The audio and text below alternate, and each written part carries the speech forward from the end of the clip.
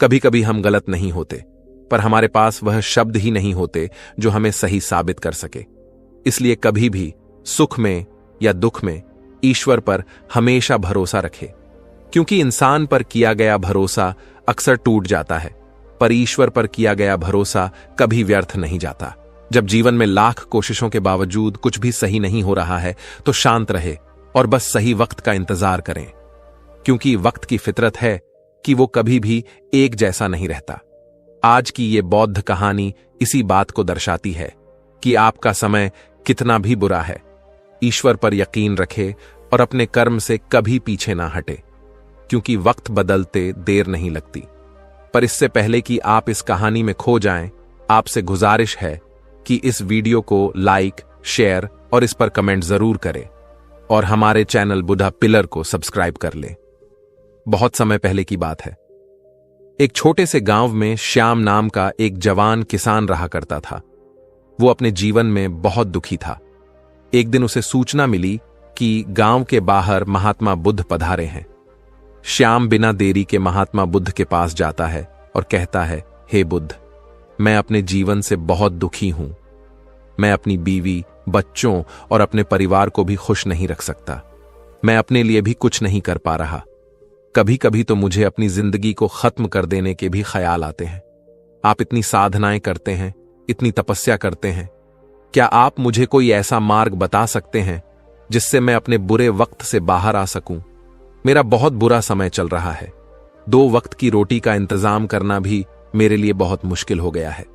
अब आप ही बताएं कि मैं ऐसे वक्त में जिंदा रहूं तो कैसे रहूं, कैसे अपने परिवार को खुश रखूं? कृपया करके कोई साधारण सा तरीका बताने की कृपा करें ताकि मैं आसानी से समझ सकूं, क्योंकि मैं बहुत पढ़ा लिखा नहीं हूं।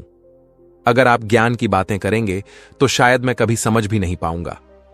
यह सुनकर महात्मा ने मुस्कुराते हुए कहा कि तुम एक काम कर सकते हो। फिर महात्मा ने सामने की ओर इशारा करते हुए कहा कि उस ऊंचे पर्वत पर एक मंदिर है और उस मंदिर के पास चींटियों का एक घर है जहां पर हजारों चींटियां रहती हैं। तुम्हें सुनने में बहुत अजीब लगेगा, लेकिन वह चींटियां उस मंदिर की जमीन को खराब कर देती है, उस मिट्टी की उपजाऊ शक्ति को खत्म कर देती है, जिसके कारण वहां पर कोई भी वृक्ष या कोई भी घास पनप नहीं पाती है। तुम मेरा एक काम करो, उसके बाद मैं तुम्हें तुम्हारे सवालों के जवाब दूंगा। तुम 7 दिन तक रोज उस पर्वत पर जाओ और उन चींटियों के घर को तहस नहस कर दो। जब भी तुम्हें कोई चींटियों का घर दिखे मंदिर के आसपास, तो उसे वहीं पर तहस नहस कर देना। लेकिन याद रहे, घर को तोड़ने में कोई भी चींटी मरनी नहीं चाहिए। इस बात को समझने का प्रयास करते हुए वह युवक वहां से चला गया। शायद उसको कुछ समझ में नहीं आया था कि बुद्ध ऐसा क्यों करवा रहे हैं। वह उन चींटियों पर अन्याय क्यों कर रहे हैं, उनका घर तुड़वा रहे हैं, उन्हें नुकसान क्यों पहुंचा रहे हैं। आखिर कौन महात्मा ऐसा करेगा? लेकिन फिर भी बुद्ध की बात मानते हुए वह अगले दिन से ही पर्वत पर जाने लगा। जब वह पहले दिन पर्वत पर पहुंचा तो देखता है कि बहुत सारी चींटियां अपना खाना जुटाने में लगी हुई हैं। सारी चींटियां कतार से चल रही हैं और अनाज के छोटे छोटे कण उठाकर अपने घर में जमा करती जा रही हैं। यह देखकर पहले तो उस युवक का मन कमजोर हो गया। उसने सोचा कि यह इतनी मेहनत करके अपना घर भर रही है और मैं इनके घर को तबाह कर दूंगा तो इनको कितना बुरा लगेगा। लेकिन फिर उसने बुद्ध की बात याद करते हुए उस घर को तोड़ना शुरू कर दिया। जल्द ही चींटियों में हाहाकार मच गया। वह इधर उधर भागने लगी। अभी तक जो कतार से चल रही थी, अब वह बिखर गई और इधर उधर अपनी जान बचाने के लिए भागने लगी। कुछ देर में चींटियों घर टूट गया और सारी चींटियां इधर उधर छुपने के लिए भाग रही थीं। यह करने के बाद वह युवक दुखी मन से वापस अपने घर लौट आया। उसका मन परेशान था, दुखी था, पश्चाताप से भरा हुआ था। फिर उसने अपने बिस्तर पर रात में लेटे लेटे ही सोचा कि अब तो उन चींटियों का घर तबाह हो चुका है। अब वहां वापस जाने का क्या फायदा होगा, क्योंकि चींटियों का घर तहस नहस करने के लिए बुद्ध ने कहा था, जो मैं कर चुका हूं। लेकिन फिर कुछ सोचकर अगले दिन उसने फिर से जाने का निश्चय किया और अगले दिन सुबह सुबह उठकर वह वापस उसी पर्वत पर पहुंच गया। पर्वत पर पहुंचकर वह उसी जगह पर पहुंचता है जहां पिछले सुबह उसने उस घर को तहस नहस कर दिया था। लेकिन वह यह देखकर चौंक जाता है कि उन चींटियों ने फिर से अपना घर उसी जगह पर बना लिया था और अब वह फिर से अपने घर के लिए सामान इकट्ठा करने में जुटी हुई थी। उस आदमी को देखकर लगा कि यह चींटियां कितनी मूर्ख हैं। इनको पता है कि कल ही इनका घर इसी जगह पर तबाह किया गया था और उसी जगह पर उन्होंने अपना नया घर भी बना लिया। और यह सोचकर वह आदमी हंसने लगा, लेकिन फिर से महात्मा की बात याद करते हुए उसने उन चींटियों का घर तबाह करना शुरू कर दिया। फिर से उन चींटियों में हलचल मच गई और कुछ देर में वह चींटियां इधर उधर अपनी जान बचाने के लिए भागने लगीं।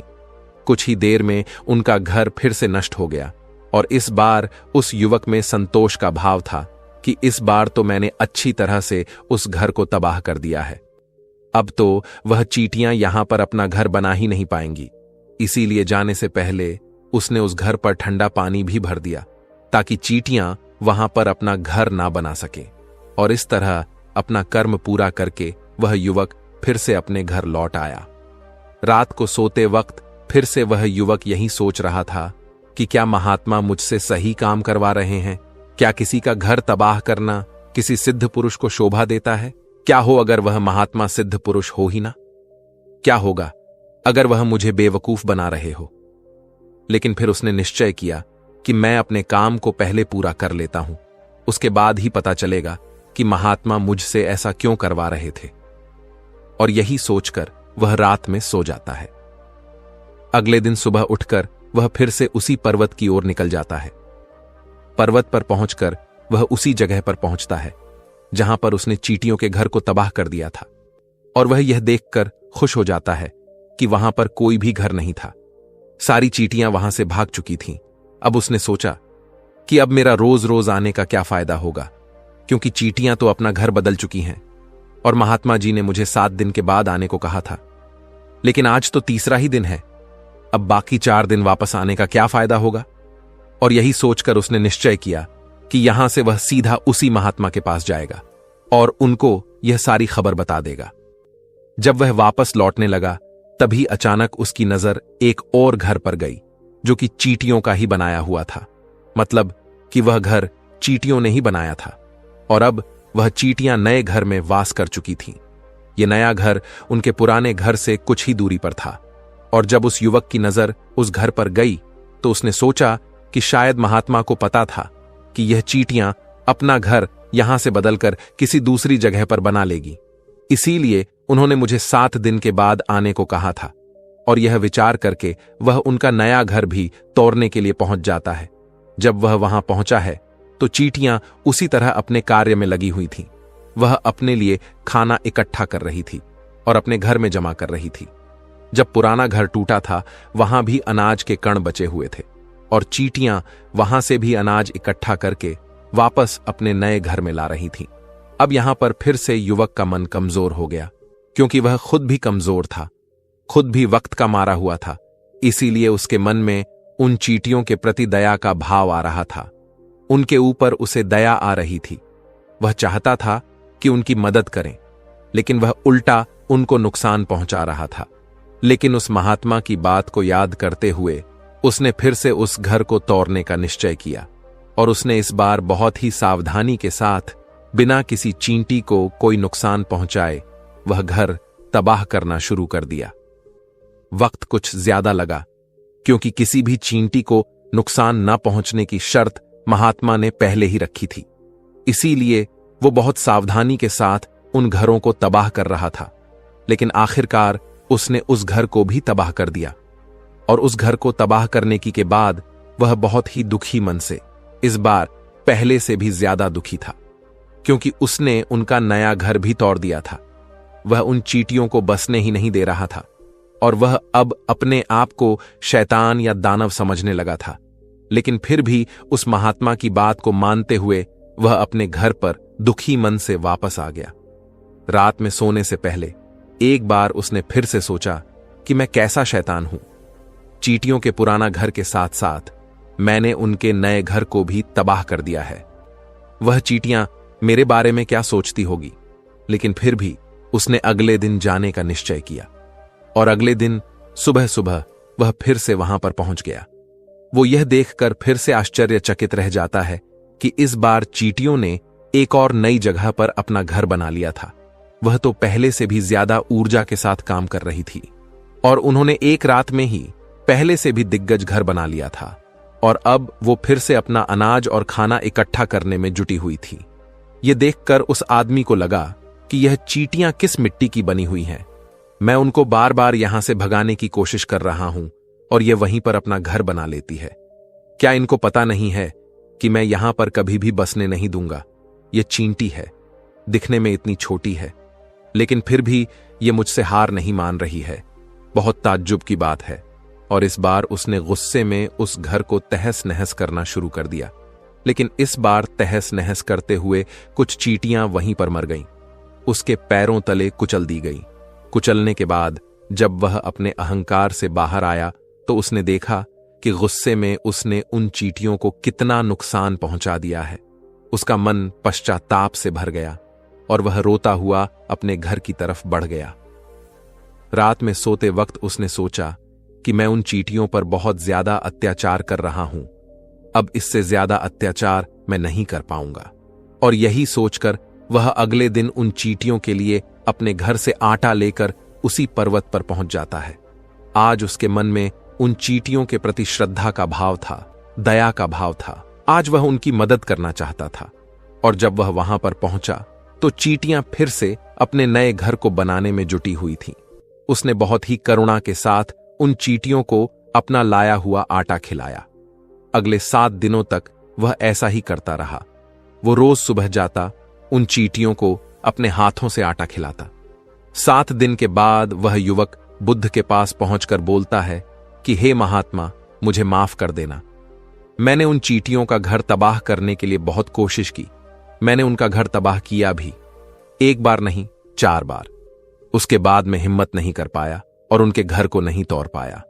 मैं समझ सकता हूं कि मैंने आपका काम पूरा नहीं किया और इसके बदले आप मुझे तरीका भी नहीं बताएंगे जो कि मुझे मेरे बुरे समय से बाहर निकाल सकता है।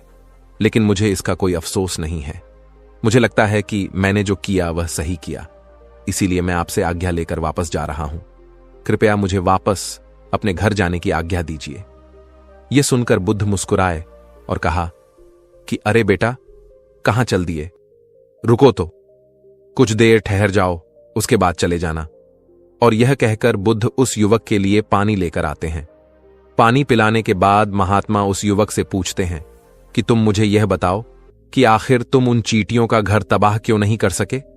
वह चींटियां तो छोटी है और तुम इतने विशालकाय हो, फिर भी तुम उन छोटी छोटी चींटियों का घर तबाह नहीं कर पाए। कहां है तुम्हारी शक्ति, तुम्हारा बाहुबल? इसका जवाब देते हुए उस युवक ने कहा कि हे महात्मा, मैंने उन चींटियों का घर तबाह कर दिया था, बार बार किया था। एक बार तो अपने गुस्से में उन चींटियों को भी हानि पहुंचा दी थी। लेकिन जिस दिन मैंने उनको हानि पहुंचाई, उसी दिन मुझे लगा कि मैंने उनको क्यों हानि पहुंचाई, क्यों इनको इतनी तकलीफ दी, और उसी दिन से मैंने उनको क्षति पहुंचाने की जगह उनकी सहायता करनी शुरू कर दी। यह सुनकर बुद्ध ने कहा कि यही तो सीखने की बात है। एक छोटी सी चींटी हमें जीवन का संदेश दे जाती है। मैंने तुम्हें उन चींटियों का घर तबाह करने के लिए नहीं भेजा था, मैंने तुम्हें भेजा था ताकि तुम उन चींटियों से कुछ सीख लो। तुम्हें क्या सीख मिली उन चींटियों से? क्या मुझे बता सकते हो? यह सुनकर उस युवक ने पूरी कहानी बयां कर दी। पूरी कहानी सुनने के बाद बुद्ध ने मुस्कुराते हुए कहा कि बेटा, पहली सीख जो इन चींटियों से ले सकते हैं वो यह है कि तुमने कितनी ही बार उनके घर को तोड़ने की कोशिश की, कितनी ही बार प्रयास किया कि उनके घर तबाह हो जाए, लेकिन वह हर बार अपना नया घर बना लेती थी। उन्होंने कभी भी हार नहीं मानी। अगर वह हार मान लेती तो वह चींटियां तुम्हें वहां पर नहीं मिलती। जीवन कार्यशीलता का नाम है, लेकिन हम मनुष्य 1-2 बार हार मिलने पर ही टूट जाते हैं, हताश हो जाते हैं और फिर जीवन में प्रयास ही नहीं करते। और कुछ लोग तो अपनी जिंदगी को खत्म करने को उतारू हो जाते हैं। लेकिन जानवरों में तुमने एक बात देखी होगी कि वह अपना जीवन खुद से कभी खत्म कर ही नहीं सकते हैं।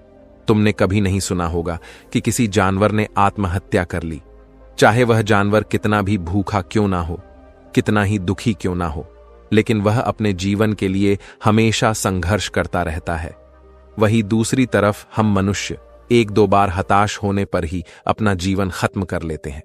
जीवन तो कर्मशील होता है, कर्म करने का नाम है। जीवन और मृत्यु आखिरी विश्राम है, परम विश्राम है। इसीलिए मृत्यु से पहले कर्म करना कभी मत त्यागना, क्योंकि मृत्यु के बाद तो तुम परम विश्राम में चले ही जाओगे। तो उससे पहले कर्म करना क्यों त्याग रहे हो? क्यों हताश हो रहे हो? अगर तुम्हारा एक घर टूट गया है तो दूसरा घर बनाने का प्रयास करो। कोशिश करते रहो, क्योंकि कोशिश करने वालों की कभी हार नहीं होती। यह तुम उन चींटियों से देख चुके हो। देखने में वह चींटियां तुमसे कितनी छोटी है और तुम इतने विशाल हो, लेकिन उनका मन तुम्हारा मन से ज्यादा विशाल है। उनमें इतना दृढ़ संकल्प है कि इतनी बार घर टूटने पर भी उन चींटियों ने कभी हार नहीं मानी। दूसरी सीख यह है कि जब भी हमारे ऊपर बुरा समय आता है, हमें लगता है कि यह समय कभी भी नहीं जाएगा, यह समय मेरे जीवन को बर्बाद कर देगा, मुझे कभी नहीं जीने देगा। और अपने इन्हीं ख्यालों से, अपने इन्हीं विचारों से, जिसका वास्तव में कोई भी अस्तित्व नहीं है, वह सिर्फ विचार है, और वही विचार हमारे मन को दुखी कर देती है, और इसीलिए हम प्रयास करना भी त्याग देते हैं। लेकिन तुम खुद सोचो कि बार बार प्रकृति हमें क्षति पहुंचाएगी, नुकसान पहुंचाएगी, लेकिन कब तक पहुंचाएगी? अगर हम बार बार फिर से उठ के फिर से नया प्रयास करते रहेंगे तो प्रकृति भी हमारे सामने घुटने टेक देगी, और वह भी एक दिन हमारे ऊपर दयावान हो जाएगी, कृपालु हो जाएगी, और वह हमें सब कुछ देने लगेगी जिसकी हमने कभी कामना की थी। तुमने खुद देखा कि तुम उन चींटियों को तबाह करने के लिए पहुंचे थे, लेकिन बाद में तुम ही उन चींटियों को अनाज और आटा देने लगे। तुम ही उन पर कृपालु हो गए। क्यों हुए? क्योंकि तुमने देखा कि वह चींटियां हार ही नहीं मान रही है। इसी तरह अगर तुम भी अपने जीवन में कभी हार नहीं मानोगे तो एक ना एक दिन यह प्रकृति तुम्हें वह सब कुछ देगी जो तुम अपने जीवन में पाना चाहते थे। इसीलिए दो सीख याद रखना, कर्मशील कार्य करते जाना, और दूसरा कि एक ना एक दिन प्रकृति तुम्हारे उस कर्म का परिणाम तुम्हें जरूर देगी। तो दोस्तों, मैं आशा करता हूं कि आपको इस कहानी से काफी कुछ सीखने को मिला होगा। नमो बुद्धाय। चलिए दूसरी कहानी की शुरुआत करते हैं। कर्तव्यनिष्ठ इंसान बनने के लिए केवल एक ही विचार को बार बार सोचकर कैसे सफलता प्राप्त की जा सकती है, इसी विषय पर हम अगली कहानी आपको सुनाएंगे। तो चलिए कहानी की शुरुआत करते हैं। एक दूर दराज देश में के खूबसूरत सा राजमहल था। उस पूरे राजमहल में पायल की झंकार गूंज रही थी। मंत्री, सेनापति और अन्य सभी सभासद नशे में पूरी तरह से मग्न हुए थे। यहां तक कि सम्राट भी पूरी तरह से मदहोश हो चुके थे। भोग विलास का यह दृश्य देखकर गुरुवर को बहुत तकलीफ हुई। उनके सीने में मानो एक खंजर सा गड़ गया। वह यह सोचने लगे, क्या यह वही राजा है जिसे एक महान नायक बनाने के लिए मैंने सालों तक प्रशिक्षण दिया था, और आज यह सब क्या हो रहा है? गुरुवर राजा को सम्राट की गद्दी पर बैठाकर वन में स्थित अपने आश्रम चले गए थे, और जब उन्हें राजा के इस व्यवहार के बारे में पता चला, उन्हें राजा के द्वारा किए गए इन कर्मों के बारे में पता चला, तो वह शीघ्र ही राजमहल आ पहुंचे। और राजमहल में यह दृश्य देखकर वह खुद को रोक न सके। उन्होंने एक गहरी सांस ली और कठोर आवाज में चिल्लाते हुए कहा, बंद करो यह सब। उन गुरुवर की इस कठोर आवाज को सुनते ही वहां पर उपस्थित सभी लोग एक पल के लिए मौन से हो गए, मानो उन गुरुवर की आवाज ने सभा के नशे को पूरी तरह से चीर कर रख दिया। संगीत थम गया और उन गुरुवर की आवाज को सुनकर वह सम्राट चौंक गया। किसी तरह से उसने होश संभाला और उठा। उसने उन गुरुवर को प्रणाम किया। इस पर वह गुरुवर क्रोधित होते हुए सम्राट से कहते हैं, सम्राट, जीत पर सोओगे तो हार में उठोगे। कर्म ही मनुष्य का धर्म है, और जो यह नहीं करता वह कमजोर और नकारा हो जाता है। इस पर वह सम्राट जवाब देते हुए उनको कहता है गुरुवर, क्षमा कीजिएगा, परंतु जब से मैं सम्राट बना हूं तब से मैंने केवल राज्य ही संभाला है। मैं राज्य को संभालने में इतना व्यस्त हूं कि मैंने अपने ऊपर तनिक भी ध्यान नहीं दिया है।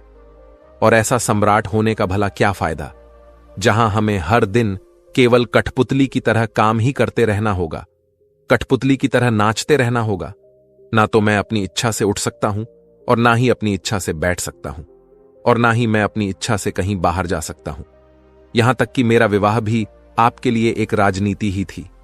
जब से मैं सम्राट बना हूं तब से मैं एक पल के लिए भी चैन से सो नहीं पाया हूं। और ऐसी अवस्था में यदि मैंने जरा सा सुख पाने के लिए समारोह आयोजन कर लिया, जरा सा भोग विलास कर लिया, तो इसमें क्या बुरा हो गया? यदि मैं एक सम्राट होकर भी सुख ना भोगा तो भला मेरी इस सफलता का क्या फायदा?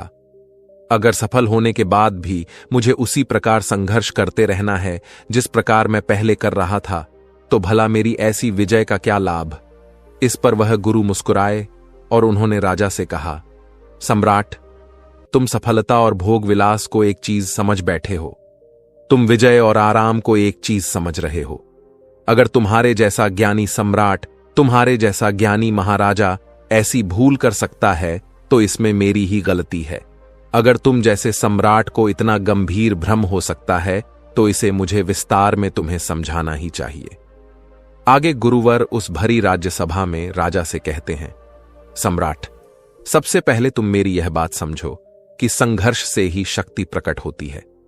यदि विषय सरल बना दिया जाए तो कोई भी विद्यार्थी उसमें रुचि नहीं लेगा, अर्थात वह अपना दिमाग कभी नहीं लगाएगा और उसका दिमाग कभी तीव्रता से काम करना सीख ही नहीं पाएगा। और यदि कभी आपत्ति ना आए तो सिपाही भी साहस नहीं जगा सकेगा। ठीक उसी प्रकार अगर जीवन में संघर्ष ना हो, स्विंगल मनुष्य के भीतर की वह आंतरिक शक्ति कभी नहीं जगाती। इसीलिए सफलता का असली मतलब होता है संघर्ष करते रहना, चुनौतियों को स्वीकार करना और संघर्ष करके खुद को और बेहतर बनाते जाना, शक्तिशाली होते जाना। इसीलिए संघर्ष का मतलब दुख नहीं बल्कि आत्मा की प्रगति होती है। उन गुरुवर के यह शब्द सम्राट के हृदय को भेद रहे थे। सम्राट ने उन गुरुवर की सारी बातें ध्यानपूर्वक सुनी और राज्यसभा में मानो एक सन्नाटा छा गया। तभी वह सम्राट को अपनी गलती का एहसास हुआ और उसने गुरुवर से कहा, गुरुवर, मुझे क्षमा करें, परंतु मैं यह जानना चाहता हूं, यदि मैं भोग विलास ना करूं, यदि मैं समारोह का आयोजन ना करूं, तो मेरे इस मन को सुख कैसे मिलेगा? मेरा यह मन भला कैसे शांत हो पाएगा? मेरे मन को चैन कैसे मिलेगा? इस पर गुरुवर उस सम्राट के इस बात का जवाब देते हुए कहते हैं, है राजन, अगर तुम्हारी प्रजा भूखी है तो क्या तुम कभी चैन की नींद सो सकोगे? अगर यह बात जानते हुए भी तुम चैन की नींद सो जाते हो तो तुम सम्राट कहलाने के लायक नहीं हो। और यदि तुम एक सच्चे सम्राट हो तो यह बात तुम्हें कभी सोने नहीं देगी। यह बात तुम्हारे मन को कचोड़ देगी और तुम्हारे मन को कभी चैन नहीं मिलेगा। फिर चाहे तुम कितना भी भोग विलास क्यों ना कर लो, फिर चाहे तुम कितना भी ऐशो आराम का जीवन क्यों ना जी लो, फिर चाहे तुम कितने भी समारोह का आयोजन क्यों ना कर लो, लेकिन यह संगीत का नाच गाना तुम्हें कभी चैन से नहीं रहने देगा। इसलिए है राजन, पूरी निष्ठा से कर्तव्य का पालन करो, क्योंकि एक राजा के लिए उसकी प्रजा ही सब कुछ होती है। अपने प्रजा की सेवा में जुट जाओ, अपना कर्तव्य पूरा करने के लिए दिन रात संघर्ष करो। संघर्ष से ही तुम्हारी आत्मा की शक्ति जागृत होगी। आत्मा की शक्ति से ही तुम मन को साध पाओगे, मन को नियंत्रित कर पाओगे। और एक बार यदि तुम मन पर नियंत्रण साध लोगे तो तुम गहरे आनंद का अनुभव कर पाओगे, जो इस तुच्छ शारीरिक सुख से कहीं ज्यादा अधिक गहरा है। और केवल तभी तुम्हें यह भी नजर आने लगेगा कि जिस संघर्ष को तुम कष्ट समझ रहे थे वह तो उन्नति की सीढ़ियां हैं, जिसे चढ़कर ही तुम उन्नति पा सकते हो। और यही सीढ़ियां चढ़कर तुम अपनी आत्मा को और प्रबल भी बना सकते हो। इसलिए है राजन, सफलता का असली मतलब सुख नहीं है बल्कि कर्तव्य पालन और निष्ठा है। गुरुवर की यह सारी बातें सुनकर सम्राट के आंखों से पर्दा हट चुका था। वह उन गुरुवर की हर एक बात को अच्छी तरह से समझ चुका था। सम्राट पहले से ही बहुत ज्ञानी था, बस वह रास्ता भटक गया था। उसके बाद से सम्राट ने अपना पूरा जीवन केवल अपनी प्रजा की देखरेख में लगा दिया। उसने पूरी निष्ठा से राज्य प्रशासन किया और देखते ही देखते उसकी प्रजा भी उससे अत्यधिक पसंद करने लग गई थी। लेकिन सम्राट के जीवन काल में एक ऐसा समय भी आया जब पूरे राज्य में भीषण अकाल आ गया था।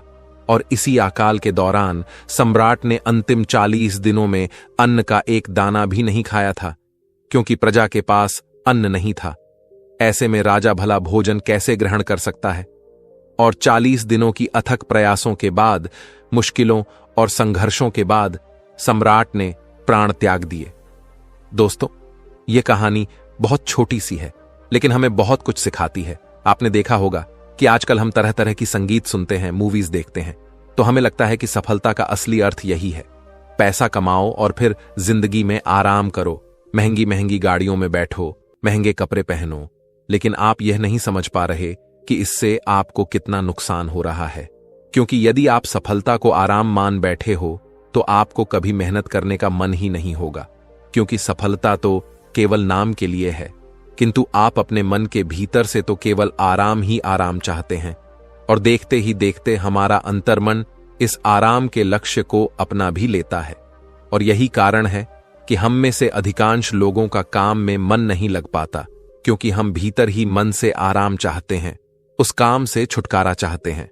और ऐसी अवस्था में यदि आपने सफलता पा भी ली तो उस सफलता में भला क्या अंतर आ जाएगा। इंसान की यात्रा मूलाधार से चेतना या शरीर से प्रकाश की है। इसलिए कभी संघर्ष से भागे मत, क्योंकि आत्मा को ऊपर उठाने के लिए, उसे मजबूत बनाने के लिए लगातार संघर्ष करते रहना चाहिए, ताकि आप अपने भीतर बैठे हुए उस भय, उस कमजोरी से लड़ सके, उसे हरा सके और उसे अपने भीतर से निकाल सके। इसीलिए मुसीबत से घबराइए मत, बल्कि उनका सामना कीजिए, उनसे संघर्ष कीजिए और खुद को मजबूत बनाइए, खुद को और ऊपर उठाइए। और इसके लिए आपको किसी युद्ध में जाने की कोई आवश्यकता नहीं है। बस अपने कर्तव्य काल का निष्ठा और ईमानदारी के साथ पालन करो।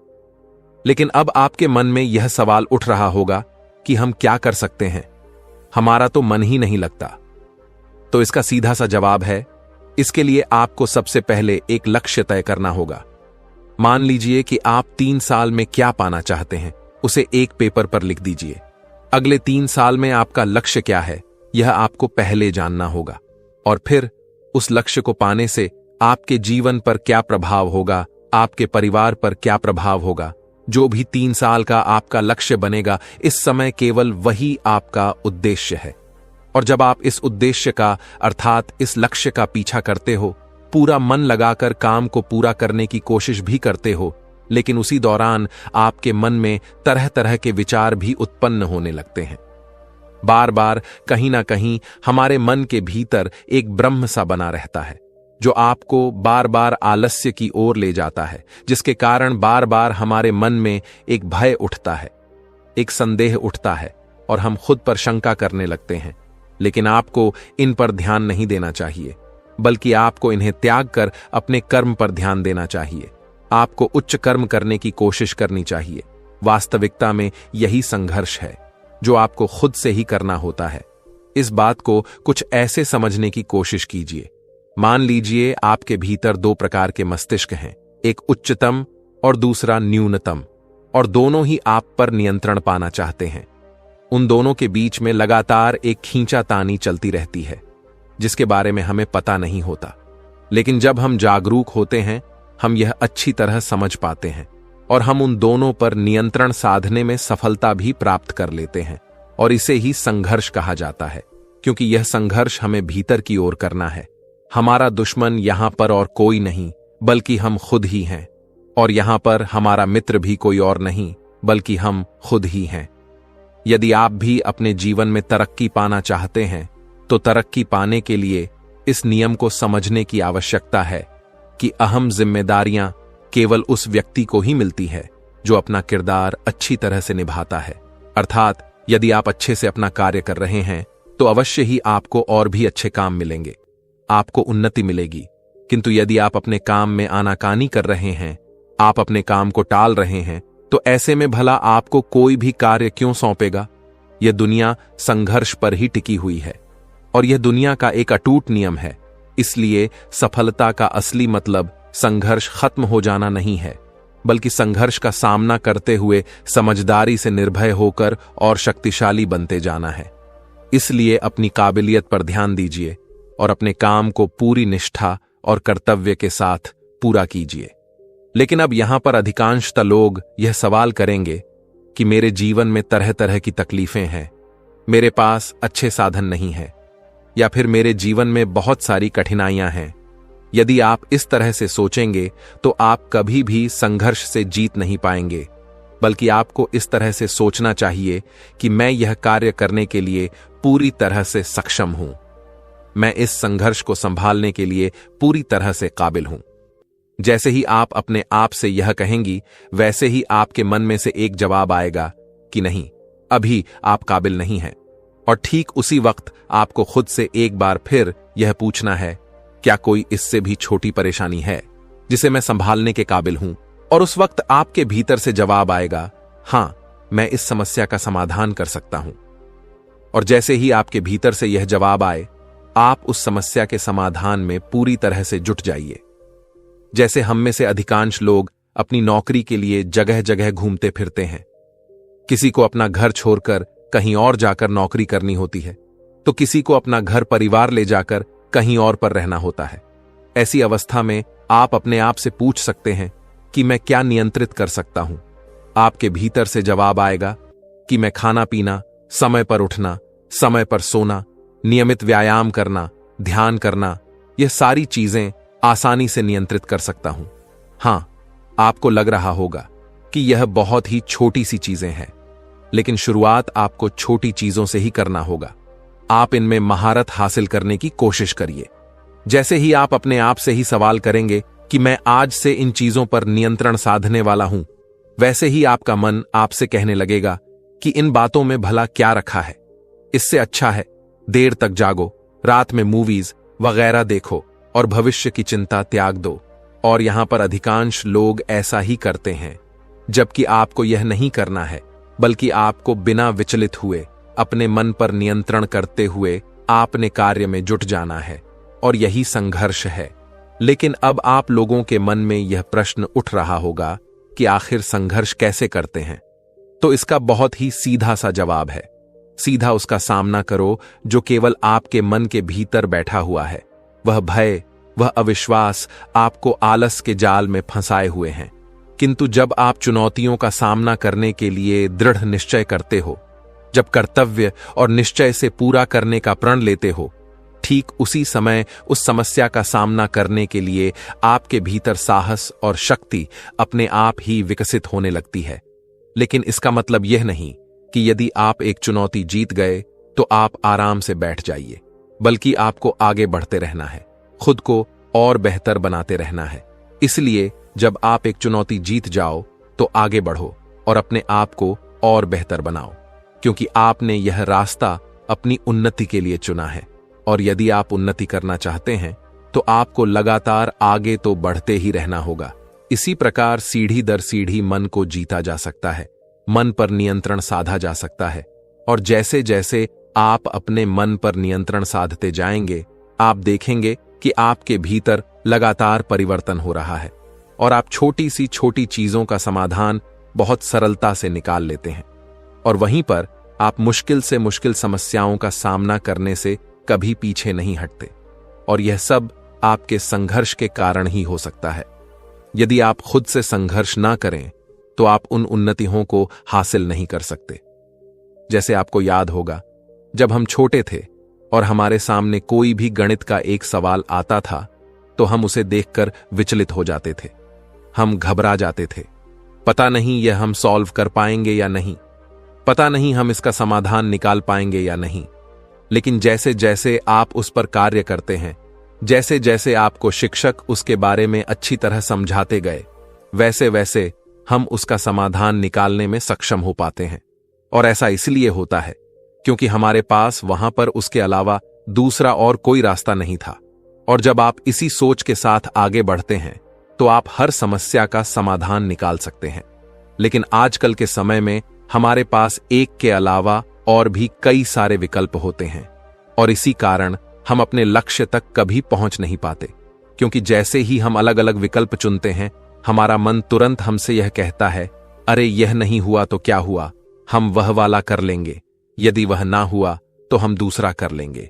लेकिन इसी के चक्कर में आप पूरी तरह से फंस कर रह जाते हैं। ना तो आप अपना पहला लक्ष्य पूरा कर पाते हैं और ना ही दूसरा और ना ही तीसरा, और यह इसी प्रकार चलती रहती है और हम जीवन के इस संघर्ष में पूरी तरह से फंस कर रह जाते हैं।